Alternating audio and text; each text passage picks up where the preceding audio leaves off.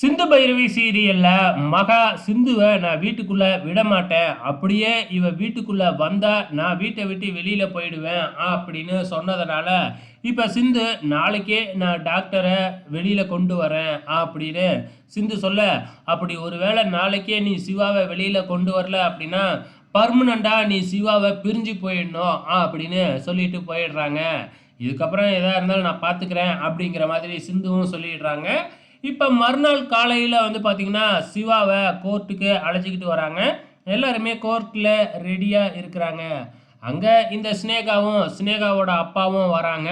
ஒழுங்காக என் ஹாஸ்பிட்டல்லையே வந்து வேலை பார்க்குறேன்னு சொல்லு, இப்போவே இந்த கேஸை ஒன்றும் இல்லாமல் நான் ஆக்குறேன் அப்படின்னு சொல்ல, உன் மிரட்டலுக்கெல்லாம் நான் பயப்பட மாட்டேன் அப்படின்னு சிவா சொல்ல, அதுக்கப்புறம் என்ன கொஞ்ச நேரத்தில் கோர்ட்டும் ஆரம்பிக்குது. இங்கே ஸ்னேகா ஒரு பெரிய வக்கீலை வச்சு சிவாவுக்கு எதிராக வாதாட வைக்கிறாங்க. இங்கே கோர்ட்டில் நீதிபதி என்ன நடந்துச்சு அப்படின்னு சொல்லி கேட்க, நம்ம சிவா வந்து பார்த்திங்கன்னா நான் கேம்புக்காக போயிருந்தேன், அந்த நேரத்தில் தான் ஹாஸ்பிட்டலில் வந்து இந்த பொண்ணை அட்மிட் பண்ணியிருக்கிறாங்க.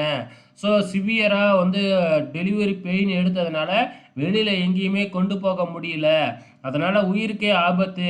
அப்படியாப்பட்ட சூழ்நிலையில தான் என்னோட மனைவி பிரசவமே பார்த்துருக்கா, எந்த விதமான தப்பான நோக்கத்திலையும் இந்த பிரசவம் பார்க்கல அப்படின்னு சிவா தன்னோட பக்க நியாயத்தை நீதிபதி கிட்ட எடுத்து சொல்கிறாங்க. ஆனால் வக்கீல் என்ன சொல்கிறாங்க அப்படின்னா, இதே மாதிரி எல்லாருமே இதுக்கப்புறம் வீட்டில் பிரசவம் பார்க்க ஆரம்பிச்சிருவாங்க, இது மிகப்பெரிய தப்பான உதாரணம், அதனால் கண்டிப்பாக வந்து பார்த்திங்கன்னா நீங்கள் சிவாவுக்கு தண்டனை கொடுத்தே ஆகணும் அப்படின்னு வந்து பார்த்திங்கன்னா நிறையா பாயிண்ட்டை சொல்லி எதிராக வக்கீலும் வாதாடிக்கிட்டு இருக்கிறாப்புல.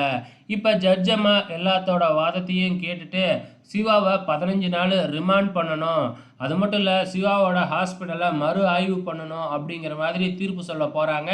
கரெக்டாக நம்ம சிந்து, பைரவி, அதே நேரத்தில் வந்து பார்த்திங்கன்னா சஞ்சய் எல்லாமே அங்கே வராங்க.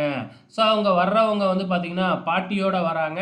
ஸோ சிந்து வந்து பார்த்திங்கன்னா மறுபடியும் நடந்த விஷயத்தை எல்லாமே சொல்கிறாங்க. அவங்க மட்டும் வரலைங்க, நம்ம சிந்து யாருக்கு பிரசவம் பார்த்தாங்களோ அவங்களையும் கூட்டிக்கிட்டே வராங்க. அவங்க வந்து நடந்ததை எல்லாத்தையும் சொல்கிறாங்க. நாங்கள் முதல்ல இந்த ஸ்னேகாவோட ஹாஸ்பிட்டலுக்கு தான் போயிருந்தோம், ஆனால் அவங்க பணம் இல்லை அப்படின்னு சொல்லிட்டு வழியில் துடிச்சிக்கிட்டு இருந்த என்னையை வெளியில் அனுப்பிட்டாங்க அப்படின்னு சொன்னதுக்கப்புறம் அதுக்கப்புறம் தான் இங்கே வந்தேன் அப்படின்னு நடந்த விஷயத்தை எல்லாமே சொல்லிடுறாங்க. அதுக்கப்புறமும் வந்து பார்த்திங்கன்னா, அப்போனா இந்த பார்ட்டியை வச்சு தான் பிரசவம் பார்த்தீங்களா, எல்லாத்துக்கும் சேர்த்து தண்டனை கொடுங்க அப்படின்னு வக்கீல் சொல்லிக்கிட்டு இருக்க, அப்படின்னா எங்களுக்கும் வக்கீல் தண்டனை கொடுங்க அப்படின்னு சொல்லி நிறையா பாட்டிமார்கள் வந்திருக்கிறாங்க. நாங்கள்லாம் வந்து 30 வருஷமாக பிரசவம் பார்த்துக்கிட்டு இருக்கோம் அப்படின்னு சொல்லிக்கிட்டே வராங்க. ஸோ வெயிட் பண்ணி பார்க்கலாம் நாளைக்கு என்ன நடக்க போகுதுன்னு.